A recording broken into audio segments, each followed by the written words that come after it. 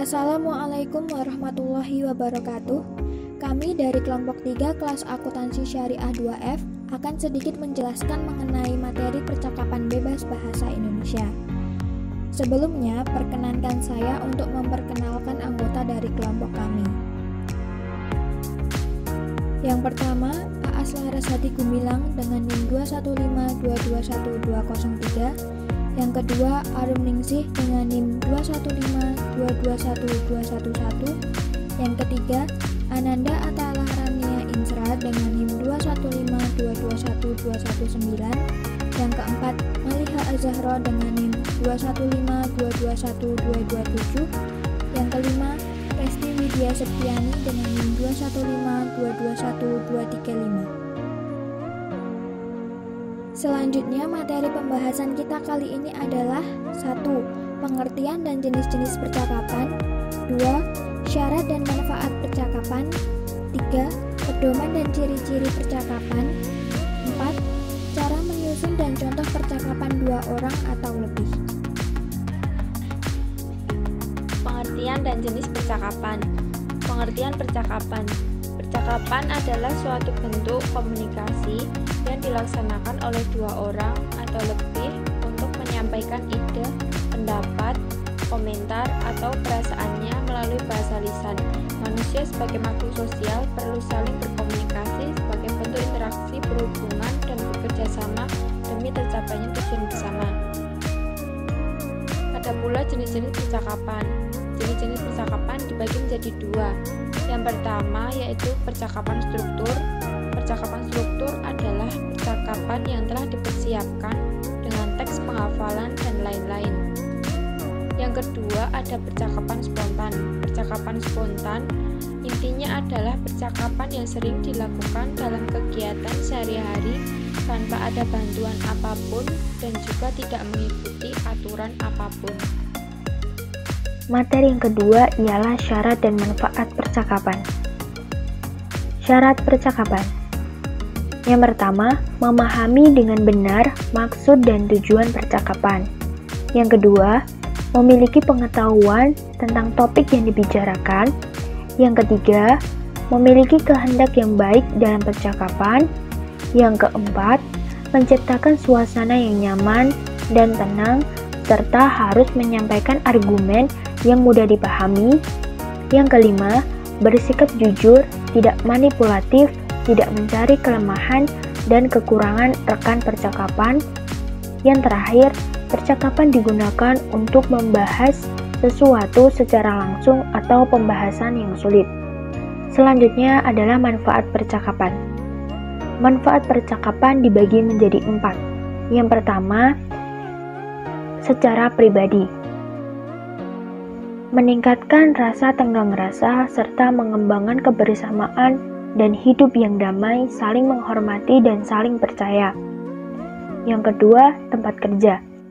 Percakapan bisa membantu kelancaran strategi, pelaksanaan, serta evaluasi kerja.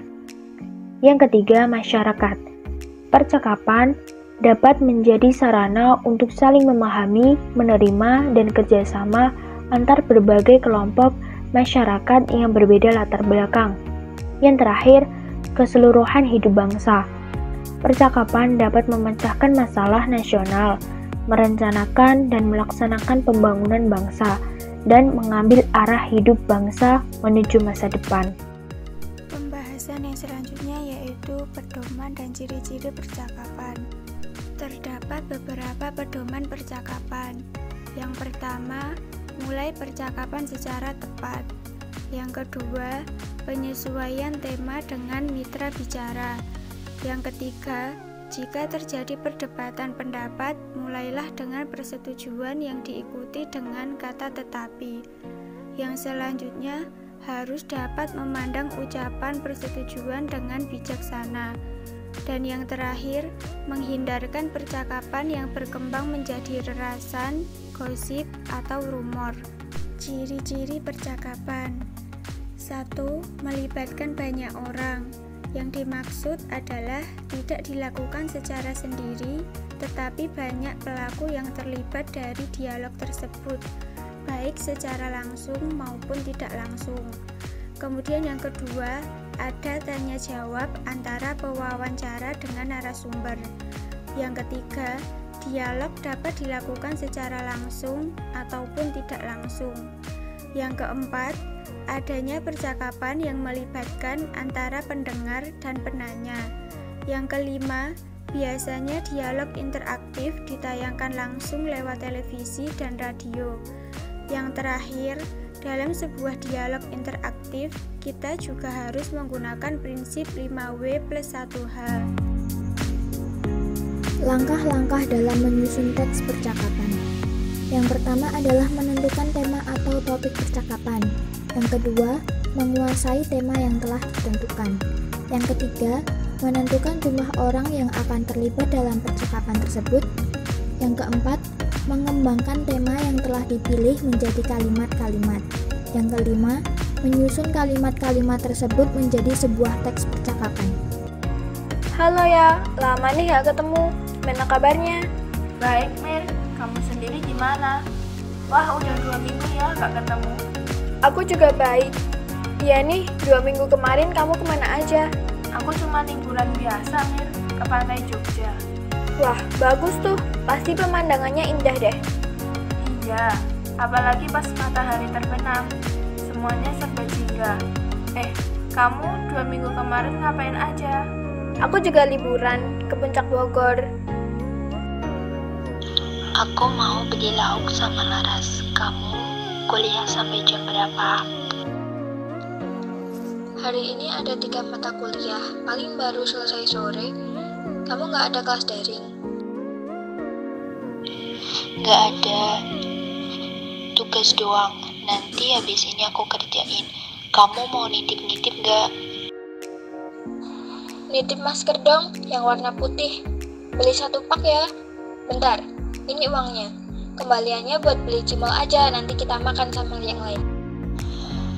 Assalamualaikum. Waalaikumsalam. Arum sama Laras kemana? Tadi keluar beli lauk belakang kos. Lah, ke situ doang sampai pakai baju ribet, pakai jaket, pakai masker. Nanda, ini kan lagi pandemi, kita harus jaga-jaga. Meski cuma keluar rumah deket-deket aja, kita tetap kudu waspada. Iya. Sepanjang jalan gak nemu tukang cimol, pedagang-pedagang kaki lima lainnya juga gak ada. Yang buka cuma toko kelontong, tukang sayur, sama supermarket. Yah, aku pengen banget cimol. Kemana sih tukang cimolnya? Nggak pengen duit apa?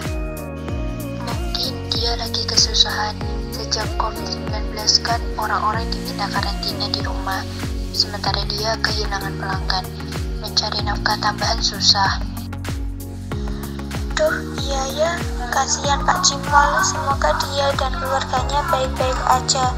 Kita juga karena COVID-19 jadi terpaksa di kosan terus. Gak bisa pulang kampung karena rawan jadi penyebar virus. Siapa sih yang gak suka karena virus? Gak ada. Lah, kok jadi ngegas gitu? Aduh, ini maskermu.